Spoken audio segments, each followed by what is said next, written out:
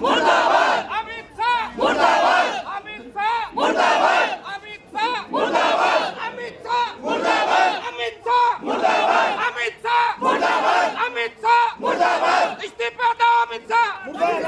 Advocate करणलाल Ashok जी हमारे पीछे। देखा जाए देश के गृह मंत्री ने पार्लियामेंट्री के अंदर जो है एक ऐसा शर्मनाक बयान दिया कि अम्बेडकर नाम अगर जपने से कुछ नहीं होता, अगर आपने भगवान का नाम जपा होता तो 7 स्वर्ग आपको नसीब हो जाता। क्या ये उचित है एक गृह मंत्री को ऐसा बयान देना?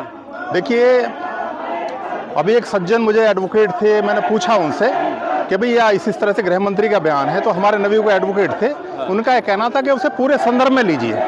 मैंने कहा उसका पूरा संदर्भ मैंने लिया है।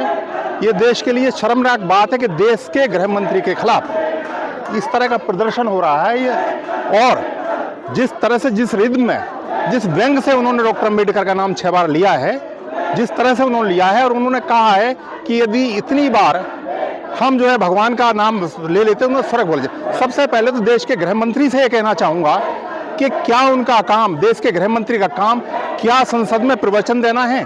क्या उनका वो किसी धार्मिक ग्रुप के लीडर हैं क्या वो, जो स्वर्ग और नरक की बात कर रहे हैं? यदि वो स्वर्ग नरक की बात कर रहे हैं तो कृपया वो भी ये भी बता दें कि जो हिंदू धर्म की जो कॉन्सेप्ट है, जो मनुस्मृति है, जो कॉन्सेप्ट है, उसमें 33 करोड़ देवता हैं। तो कौन से 33 करोड़ देवताओं में से कौन से भगवान का नाम लें ताकि वो स्वर्ग में पहुंच जाए?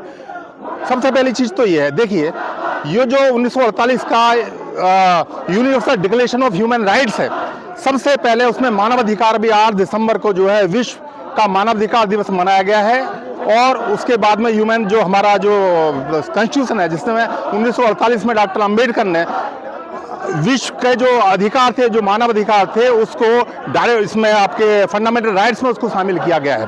तो क्या देश के गृह मंत्री का काम देश में इस तरह की जो है चीज़ों को फैलाना, क्या ये जो है धार्मिक जो स्वतंत्रता है, जो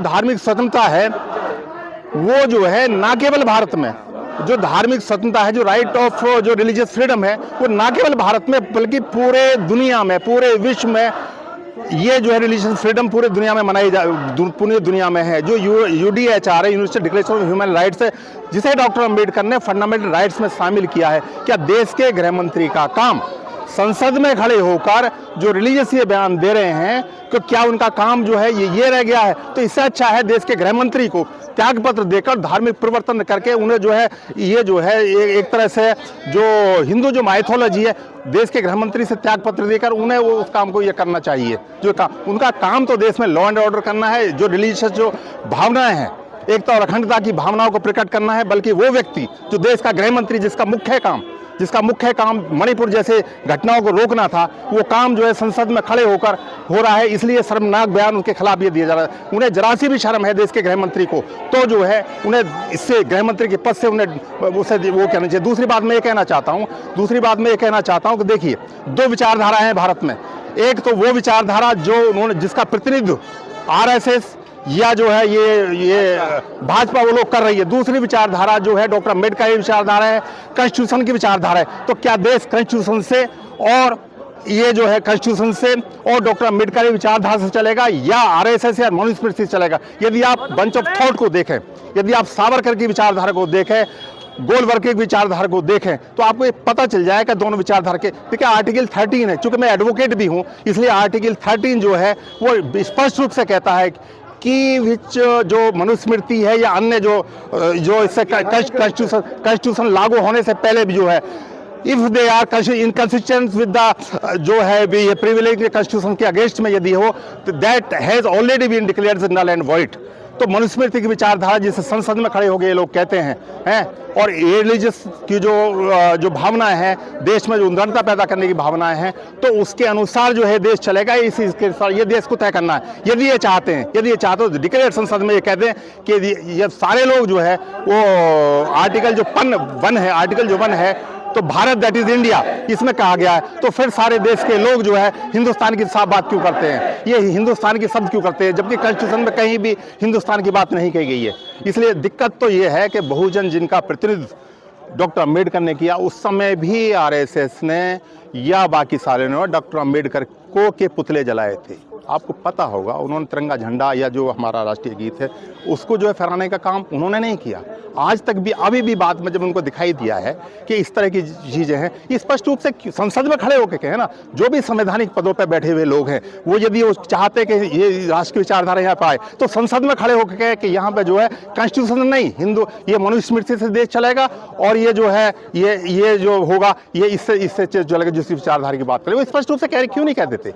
उत्तर प्रदेश के चीफ मिनिस्टर यदि हिंदू राष्ट्र की बात करते हैं, हिंदू राष्ट्र की बात करते हैं, तो आप देखिए जज की आप बात देखिए, जज जिसको शपथ कॉन्स्टिट्यूशन की दिलाई गई है वो व्यक्ति मनुस्मृति की बात करता है और वैज्ञानिक रूप से बात करते हैं कि साहब वो गाय जो है वो ऑक्सीजन देती है। क्या एक जज को, जो हाई कोर्ट का जज है, क्या उसे प्रीमियर्स की भी पता है?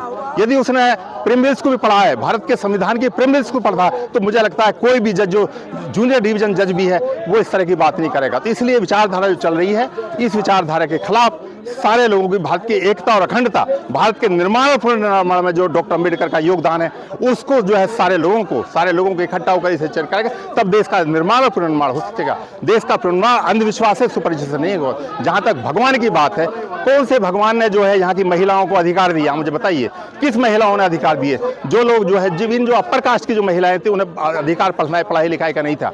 डॉक्टर अम्बेडकर ने कॉन्स्टिट्यूशन में उन लोगों को भी, जो लोग डॉक्टर अम्बेडकर की विचारधारा का विचार करते, जो लोग कॉन्स्टिट्यूशन की विचारधारा, कॉन्स्टिट्यूशन का विचार कर, डॉक्टर अम्बेडकर ने कॉन्स्टिट्यूशन तो उनको भी जो है सेफ गार्ड किया है। तो इसलिए क्या लगता है वकील साहब, जिस गृह मंत्री के खिलाफ पोस्ट डालने पे या फोटो डालने पे जो है पुलिस थाने चौकी में बंद कर दिया करती थी, आज वही गृह मंत्री जनता के जूतों के नीचे रौंदा जा रहा है, पुतले फूके जा रहे हैं। क्या ये सब कुछ क्या इस देश के लिए देश के गृह मंत्री को ये बयान देना चाहिए था? ये देखिए, उन्होंने कॉन्स्टिट्यूशन पढ़ा है, उन्होंने वो कहते हैं कि साहब हमने जो है वो सीआरपीसी आईपीसी खत्म करके जो है हमने बीएनएस की विचारधारा करी है, हमने जो है न्याय की बात करी है। और न्याय की बात आपने करी है, आप देखिए महमूद प्राचा ने उनके खिलाफ एफआईआर दर्ज की है। महमूद प्राचा ने उसके खिलाफ, उस पर जो है दर्ज नहीं हुई है, ठप्पा लेकर लगा दिया। और उधर दूसरी तरफ देखिए, जिसकी कोई सीसीटीवी फुटेज नहीं है, कुछ नहीं है, राहुल गांधी के खिलाफ एफआईआर दर्ज कर दी।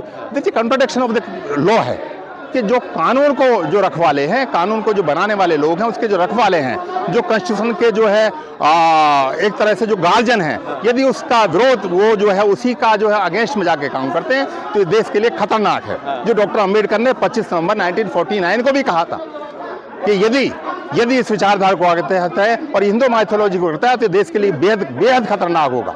ये बेहद, उन्होंने एनिलेशन ऑफ द कास्ट में लास्ट में उन्होंने यही कहा है।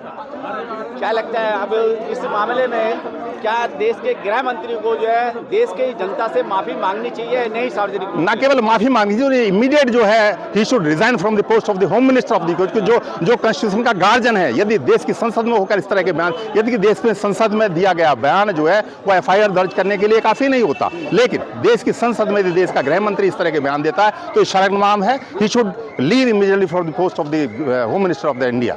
चलिए ठीक है, बहुत बहुत धन्यवाद।